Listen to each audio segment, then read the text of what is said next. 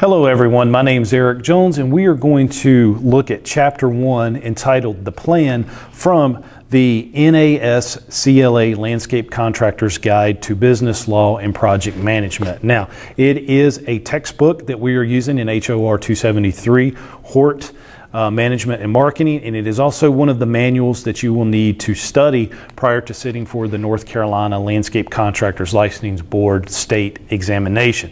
This is one of 3 manuals that you will need to study for that state license. But this is a textbook that we use in HOR 273, and we're beginning the semester with Chapter 1, the plan. We're going to talk about being an entrepreneur. We're going to talk about the business plan, the benefits of it, the elements of it, and the pitfalls of a business plan. Now, you might wonder why I'm not doing a PowerPoint slide, because guys, sometimes I think it's better to hear audio. I think it's better to see me talking about it. That's why I'm giving you the option of viewing this lecture on YouTube or hearing it on a podcast. That way there's no slides that you have to worry about. And plus, these chapters are very short, and I would rather talk about my experiences as being a landscape business owner and talking about the topics in the book than spending the time for you guys watching slides. Now, there are going to be instances where you see videos with slides in them, stuff that I've written especially about social media. That's going to come up later in the semester. But right now, what we're going to do is we're going to focus on Chapter 1, the 3 pages, the three small pages in Chapter 1. So again, we're going to talk about being an entrepreneur very briefly, the benefits of a business plan, the elements of a business plan, and then the business plan pitfalls. And Lab 1 for this semester is using the Supplemental Forms link that's on the last page of this chapter, NASCLAforms.org, and using the access code NCL 129354. Guys, you can log into that website. Now, you are going to have to type in that passcode twice. You're going to enter it like as your username, and then it's going to come back and say restricted area, not able to get in, but you'll see password highlighted in the box. Then you will enter it again, and then you are allowed into the Supplemental Forms page. And that's going to be part of Lab 1 for week 1 in HOR 273. So again, guys, just being a landscape contractor, let's say you're already in business, you're going to have tools. You're going to have shovels, you're going to have rakes, you're going to have skid steers, you're going to have lawnmowers, you're going to have all types of equipment. Think about the business plan as equipment to run your business. Now, you're going to hear me say a lot, work on your business and not in it. Now, when you get to that point in your career that you're working on your business instead of in it, that is going to be probably one of the happiest days of your life other than the day that you have children. And I always joke around with my colleagues, having a business is like raising a child. There's steps to a business. When they're first born, you're nurturing it, you're feeding it, you're taking care of it. You take it every single where you go. You don't leave it at grandma's or grandpa's yet until it gets a little bit older. It's with the parents. Your business stays with you 24/7. As the business grows, just as a child, steps happen. You know, the business is able to take steps. You crawl, you take steps. Next thing you know, it's upright and it's walking. And there gets to be a point where you can actually leave your kids with grandparents overnight. There gets to be a point where you can probably leave your business for a little bit and actually start other ventures or take that vacation with your family. But at first, guys, you eat, sleep, and breathe it. That's why we get into this business. We nurture it, we grow it, and eventually, as the other textbook in this class, the E-Myth for the Landscape Contractor from my good friend Tony Bass talks about, the only reason that you build a business is to one day sell it. Now, I agree with that, but I love what I do so much that I will probably never sell it. I will never retire. I will teach until they kick me out of here teaching, and I will also always run a landscape business outside of the college. In fact, I run 2 businesses. I run a consulting business, and then I actually run a full-service landscape contracting business. And I love what I do, guys. I am up every morning at 5 a.m., and it is 12 o'clock before I even think about going to bed, because the 3 things I love the most: teaching, working, and consulting. Back to Chapter 1, though. Guys, your business plan is your tool, just like any piece of equipment to run your business. Now, there are success factors. And top reason that businesses fail are poor sales, competitive weaknesses, high operating expenses, difficulty collecting on invoices, inventory problems, too many fixed assets, and poor location and fraud. Now let's talk about these a little bit in a little more in detail. So poor sales. Why are you not getting the sales? Are you too expensive? Are you not expensive enough? Guys, sometimes people can look at you and think, wow, this guy or gal is way too cheap, or you're way too high. You need to price things out. You need to see where you fit in with your customers. Guys, there's nothing wrong with calling a competitor. You know, that's the good thing about not having your house as your business. Hey, give me a quote on cutting the yard. Give me a quote on aeration and seeding. You know, they come by and give you a quote. They don't know that one of the top landscape presidents in the area lives there. You get that quote. Check it out. That's doing a market analysis. What are some competitive weaknesses of you? Are you a one-woman show or a one-man show? Do you need to expand and hire more employees? What can that be? Do you have high operating expenses? So many times I see individuals buy that $50,000 or $60,000 truck right off the bat to start cutting grass. Guys, I would never buy a $60,000 truck to cut yards in. I'm going to look for secondhand vehicles, stuff that I can actually take and do vinyl wrap on it and actually logo. I'd rather spend the money on logoing up an older truck than $60,000 truck payments. Not to cut grass. I'm not the one driving my vehicles. I want my vehicles to look sharp and nice, but I don't want that overhead expense of having that $60,000 truck that I have an employee driving. If I'm going to spend $60,000, it's going to be for myself, a personal vehicle to drive in, not in my business. I'm going to keep as much of my operating expenses down. Are you able to work out of your house? Now that can be a good thing because you can save money over renting out a commercial piece of property to run your business. So you got to look at all that. Difficulty collecting on invoices. Now, what I've seen and what I haven't experienced, guys, I have invoices that I need to send out that are 3 months old. I just haven't had the time to sit down and do it. Cash flow is good right now, but I haven't had a chance to go back and bill on some of the stuff that we've done 3 months ago. And I need to do that. That is my personal mistake. I am admitting it. Guys, we talk about role models in business, but we also talk about failure models. I am both. I want to be both for you guys. I will tell you everything that I've done right, and I will tell you everything that I've done wrong. And I guarantee you're going to learn just as much from the things that I've done wrong as the things that I've done right. Do as I say, not as I do when it comes to things like this. We all get too busy, we all get tied down, and we forget to bill our customers. I've seen it so many times with my father. Hard for him to get out those invoices. And when you send out an invoice that's 3 months late, it's usually going to take the customer 3 months or longer to pay it. They think that you don't need the money right away. So I'm working on a system where you bill weekly, especially on routine maintenance services. Because I always think about this. If you go out to eat, you pay for your meal right then and there. When you go by and cut somebody's grass, you need to have it where you can bill them immediately. Give them just a 1% discount or something on having a credit card on file that as soon as you mow the yard, you can actually click a button in your accounting software that bills them for that. So that way you've got that cash flow coming in weekly. Inventory problems. Guys, when it comes time to buy fertilizer and seed, that can be an issue. Or you're bidding on a large landscape installation. Do you have the finances to go and purchase these materials up front? Too many fixed assets. Are you buying more than you need? Do you really need that skid steer right now? Could you go and rent it for the jobs that you're doing once a month, once every 2 or 3 months? Think about that. We all get kind of greedy and we want to go and buy as much equipment as we can, but listen to your accountant. When he tells you to buy a piece of equipment, that's when you can buy it. Poor location. And it depends on how you're marketing. If you're a retail nursery, or a garden center, you need that visibility on the main road. But today, with social media and everything, you can probably run a landscape business out in the country, save money on property taxes, not have to worry about so much zoning, and use social media. So that's not a bad thing as of right now. But you still don't want your crews driving an hour into a major metropolitan area to cut grass. They need to be close to it. And then fraud. You know, is people stealing from you?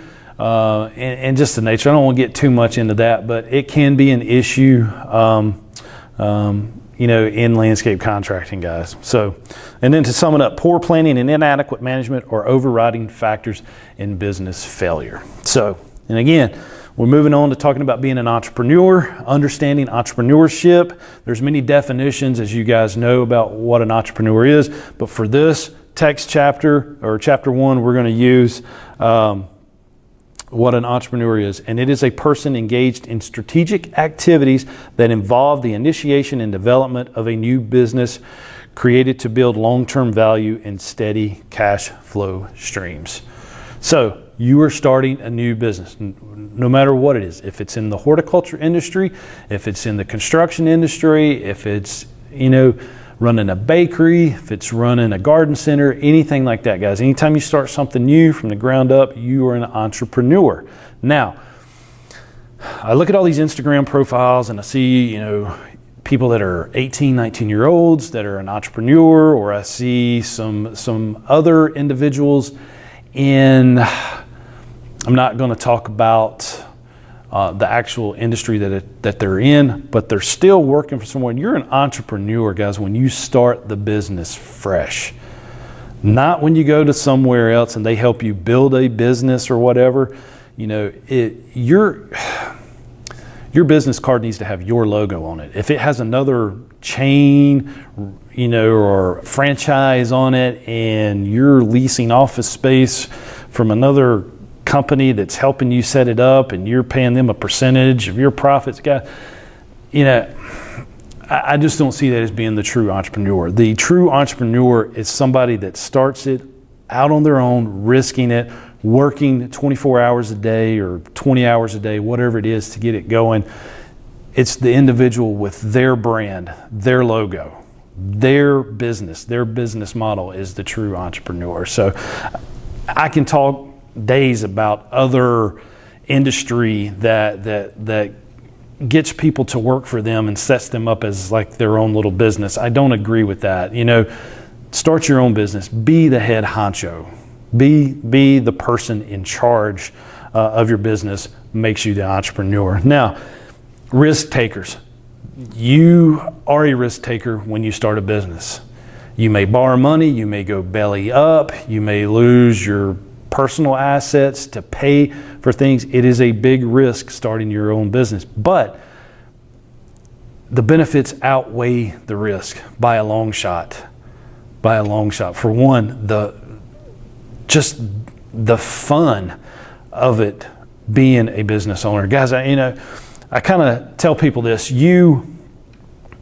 when we grow up, we hear from our parents and we hear from, grandparents and people that we truly respect and stuff, not to be cocky or arrogant or anything like that, but being a business owner and being able to market yourself, that is the one time it's okay to brag on yourself, to talk good about yourself. That is the one thing I love about. The best thing I love about being a business owner is marketing yourself, is being on social media, is being on the websites, having that business card. I get excited over getting a new business card.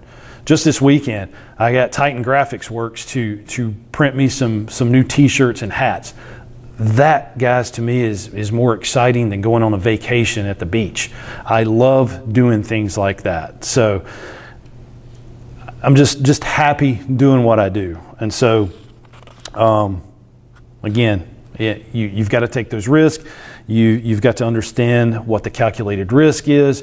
You've got to sit down and put this stuff on paper about how much money you're borrowing, how much income you're going to intake, and that's what the business plan is going to do. And we're going to go through that with the semester. And so next week, hopefully, after talking about this chapter and doing the labs that we're going to do, you're actually going to choose a business that you're going to write a business plan for, whether it be a lawn maintenance company, if it's a company that strictly does mowing, if it's a company that does strictly fertility apps, if it's a company that just does landscape design, you're going to choose that, and we're going to write a business plan for that. And once you get familiar and okay with writing business plans, you can take that and go work for somebody else and help them do it, or you can start your own business. Now, I like having a business plan for each segment of a company that we run. So yes, we run a full service landscape contracting company.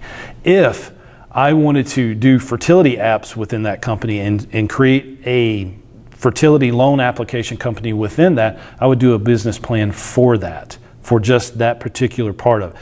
If I wanted to do design and have strictly a design division, I'm going to write a business plan for that. I do this to put it on paper to see where I'm at and to be able to take it to the bank and see if they can borrow money. But as you see, when your business gets older, you may not have to borrow as much money. You could actually borrow money from yourself to start another joint venture. Now, my brother and I are getting ready to start a business together, and we'll talk more about that in these lectures. We're able to do that. We're in our 40s now. We see a need for something. We're going to go after it, and that's the coolest thing about it. Is being in this business, seeing what contractors need, seeing what homeowners need, and actually being able to, step aside and form another LLC or C corporation, whichever we decide to do for that particular aspect of business. Now, rewards and challenges of your business. Rewards, being your own boss. I mean, that is the greatest feeling in the world, guys, other than being a father. That is probably my biggest reward in life. Having flexibility of time, yes.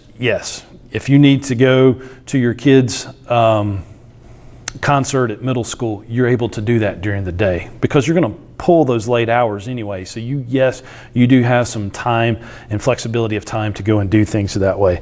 Having more freedom and independence, but again, you're putting in the hours, so you deserve that. Making your own decisions, yes. If you're married and you have a spouse, you're going to have to get permission from that because they're probably going to have to sign on the dotted line with you as well.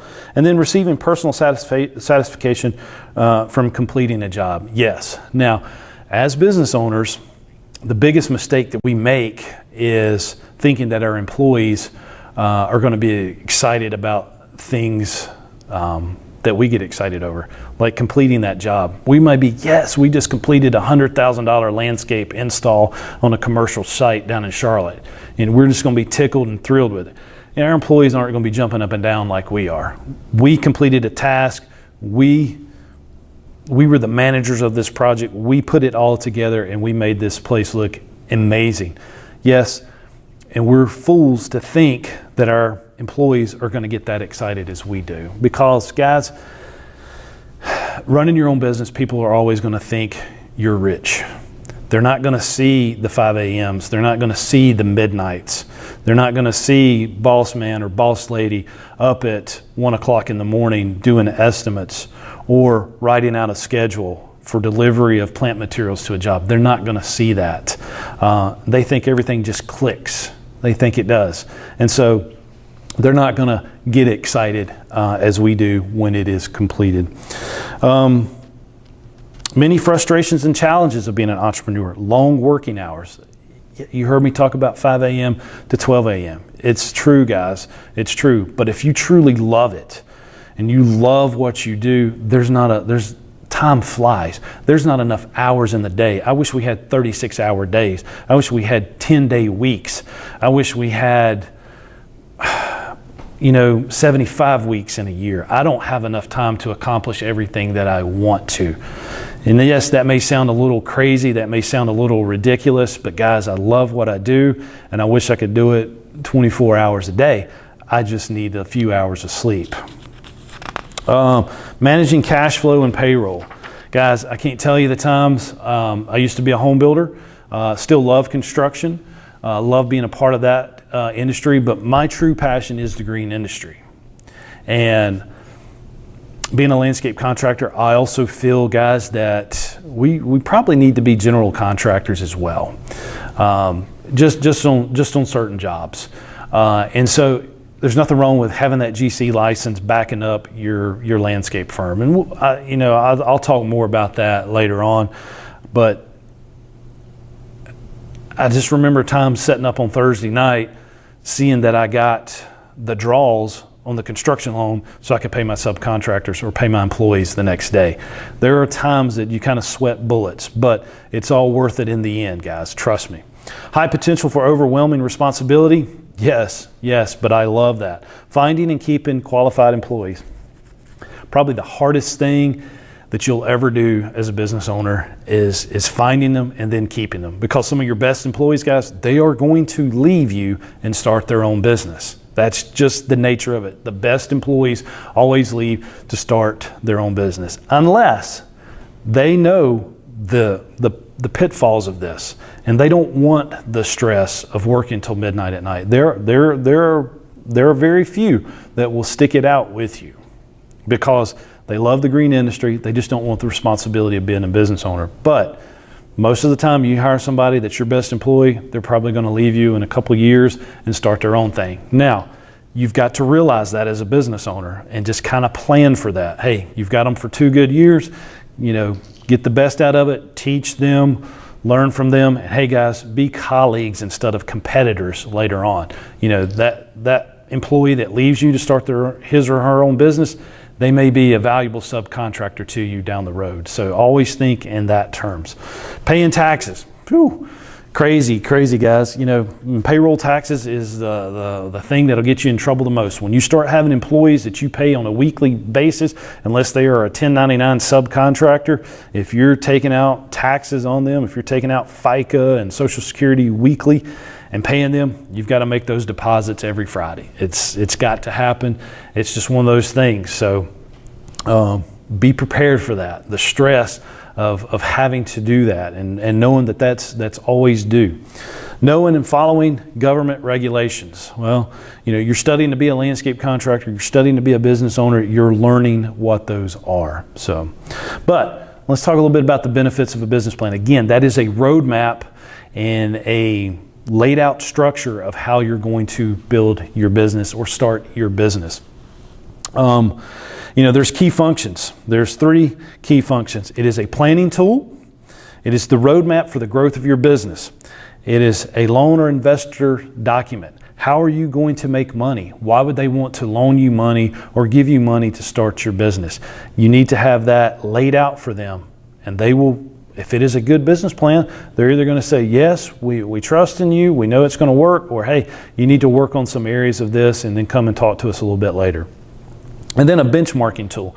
You've laid out these guidelines for yourself, you've started your business, you've got your capital to start your business. Well, you need to go back and look and see where you are. It is that benchmark. It is that starting point of where you need to be. So those are your benefits of the business plan. Elements of the business plan: your cover page, your executive summary, your company summary, your products and services, your market analysis, your market strategy, and your financial plan. Now, your cover page, that's pretty much your logo, a confidentiality statement.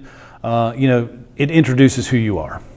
Put your logo on it and what it's about. The next is your executive summary. Guys, it's placed at the front, but it is written last. It is a summary of your business plan. Then your company's summary. It's your vision statement, your mission statement, your legal structure. Your legal structure is either whether you're an LLC, C corporation, S corporation, sole proprietor, partnership. And next week, we're going to talk more about those business entities. It's going to be your management personnel, where you're located, your facilities. All that is going to be in your company summary. Your products and services. What is it that you do? Do you sell a product? Are you a nursery that's growing trees? Are you a greenhouse operation that's growing summer and fall annuals and poinsettias in the winter? Is that what you're doing? Are you selling products? Or are you providing services? Are you a full management company that is providing landscape management services of mowing, pruning, fertilizing, snow removal services, all of that? Or are you a full service landscape contractor where you're doing design build services? You got to state that in your products and services page. Your market analysis, your target market, the market trends, and then major competitors are identified under the market analysis. Now, guys, there's always room for growth in the green industry. There's one thing that I have always thought about doing. If you were a company that specialized in just pruning, hand pruning. I'm talking about taking a good pair of hand pruners, not hedge clippers, but going in and actually correctively pruning. I think you'd have enormous success. Now, you may be a one-person show because a lot of our employees, that's just the one thing they did not like doing was hand pruning. But guys, that is an art, and that is a need in this area. Not only would you be working for residential homeowners, but you could be working for other commercial landscape companies. They need that expertise pruning. And if you did a social media campaign on correctively pruning the different types of shrubs and trees that are out there, the work is there. You would make an enormous amount. Now, basically, it would be, how much time do you have available to work to do these types of pruning? But that is one niche in the green industry that I think somebody could really, really expand on. Marketing strategy. What is the uniqueness, product or service, as well as your pricing, advertising, promotional strategy, all will be outlined in your marketing strategy. Now, as we're going to talk about in this class, social media is the way to go right now. Everybody's big on Facebook, Instagram, YouTube, Twitter to some extent, but the social media platforms are the way to get your name out. What's going to happen next? What's the next big thing after social media? It is audio. It's doing podcasts, doing a weekly podcast for your company. Remember I was talking about correctively pruning? If you did a short video clips on how to do it, and then you did a weekly podcast, and each week would be a topic on how to prune crepe myrtles, for one, everybody right now, this time of year, January, is going back and butchering their crepe myrtles. They call it crepe murder. Does it hurt the tree or the shrub? Not necessarily, but aesthetically, it is just horrible for the plant. It creates all those knots and all those stems that come out, those leaders. It's just a poor way to do business. But if you did a podcast talking about how to correctly prune the crepe myrtle, how to go in and thin it out, and then the next week you did one on how to correctively prune Japanese hollies instead of using the hedge clippers. Guys, it's where it's at. Right now is the social media campaign, but later on you need to have audio. People want to go in and hear your expertise once a week for 15 minutes, for 10 minutes, or an hour, depending on what the topic is. Totally up to you. But that's how you get your marketing done. Your financial plan. You may already have some financial statements.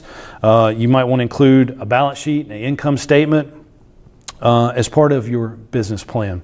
So new and existing business can put together financial projections as additional documentation. So, guys, the banks want to see where the money's at. Now, you'll probably see me put up a little bit later on mowing. Guys, I think mowing is bread and butter for the landscape industry. Whether or not you're a full service landscape contractor, that just does design build, if you still had a mowing division, guys, it's going to make you money. Monotonous work makes money. I know it's boring. I know you do the same thing day in and day out. But when it comes to having employees, having that mowing crew mow every single day is going to make you money. Having that pruning crew prune every day is going to make you money. Having that install crew install every day is going to make you money. Where you start losing money is when trucks and trailers have to get unloaded and reloaded every single day because there's not enough work in each segment of your business. And then you're having to switch employees back and forth to do things. So your mowing guys, yes, when it gets wintertime, they're not going to be cutting grass, especially here in the Triad. Now, maybe down towards the coast, you may have to do a little mowing or whatever. But usually the warm season grasses, go dormant as well. But down into South Carolina, maybe you're mowing a little bit longer season. We figure our contracts on 32 to 36 mowings, and then you kind of go into leaf removal, and then you go into hopefully snow removal. So there's something that your maintenance crews can do every single week, but they need to do it consistently. Your landscape install guys don't need to go help you get up leaf removal because they're not going to be acclimated to that. They want to do install work. Your maintenance guys want to do maintenance work. So think on this term, monotonous work makes money. Have the same employees doing the same job every single day, and have the same truck and trailer doing the same job every day. You don't want to unload and reload every morning and every night when you come in. You want to have that trailer, that maintenance trailer, set up with the mower and the weed eaters and the blowers on it, so all they got to do is get in the truck and go.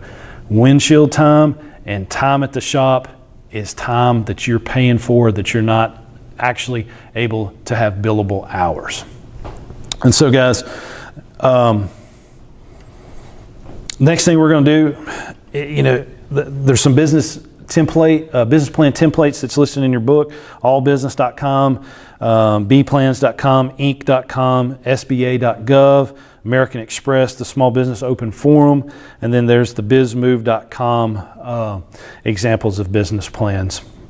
Now, there are some software packages that will help you, but guys, there's enough Word templates and guidelines that you should be able to download and actually help you start creating your business plan. I don't recommend buying these big software packages when a lot of this stuff is available at no charge on these websites.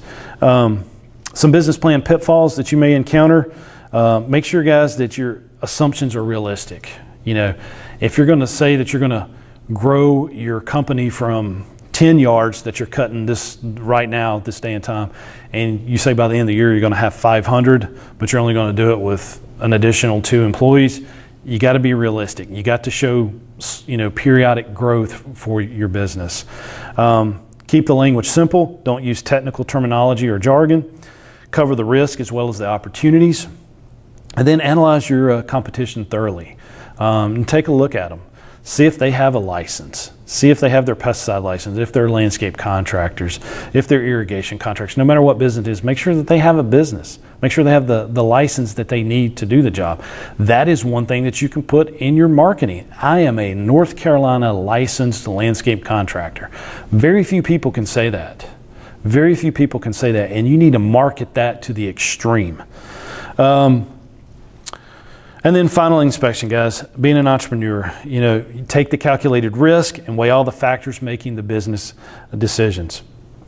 And then, we talked a little bit about the benefits and the elements of the business plan. And last, we finished up with pitfalls. Now, take a look at the supplemental forms. This is part of Lab 1 this week. It's NASCLAforms.org. Use the access code NCL129354. You've purchased your book. And to be honest with you guys, it may be a different code. I don't know, this is the code that's in my book. I've got a couple of these books, I'll double check. But the access code there, you can go to that website again. You're going to have to enter it twice, but then you're going to be able to get to all those links. Once you get into that website, you'll see the different chapters that the authors have put in there. In chapter 1, the plan should already be highlighted. You scroll down to the bottom, you'll see some links. That first lab is going to take you to the Small Business Administration's website, and you're going to look at a business plan by Andrew and Rebecca. And so that is your first lab, is to download and read those and then upload one of them to Blackboard. So anyway, guys, I know I kind of got off a little bit, but I love this topic. I love running my own business, and I want to help you guys get started with that. So I will see you guys in the next lecture. Thank you.